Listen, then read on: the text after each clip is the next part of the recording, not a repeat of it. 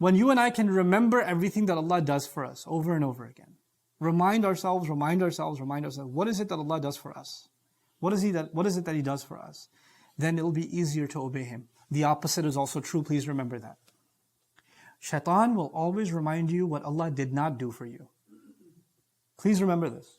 Shaitan will remind you what Allah did not do for you. Man, you got sick, you haven't been cured.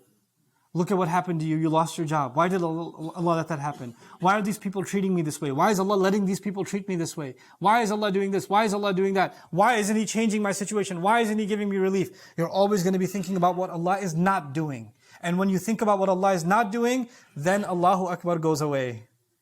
Then what you want takes precedence. And so at the end of the ayat of Ramadan, Allah teaches us that if we remain grateful to Allah, not think about the complaints, what Allah hasn't done for us, but rather focus our minds on what He has in fact done for us. وَإِن تَعُدُّوا نِعْمَةَ اللَّهِ لَا تُحْصُوهَا. If you were to try to count the favor of Allah, you wouldn't be able to encircle it.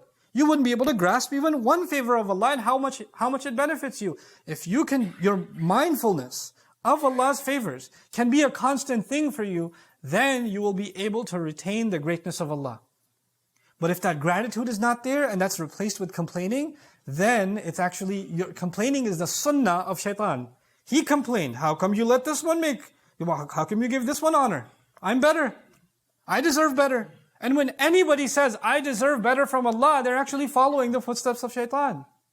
Doesn't have to be about sajda of Adam alayhi salam. He'll make you do your own form of rebellion. By dismissing the gratitude you and I are supposed to have to Allah. The believer primarily obeys Allah not because of fear. The believer primarily obeys Allah because of gratitude. That is why the Fatiha, the Quran begins with Alhamdulillah. And after we say Alhamdulillah, we accept Him as Rabb.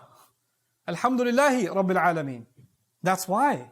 And so this is the core lesson that we take out of Ramadan. Be mentally prepared that difficult times are coming. As soon as Eid comes, Shaitan will come hard.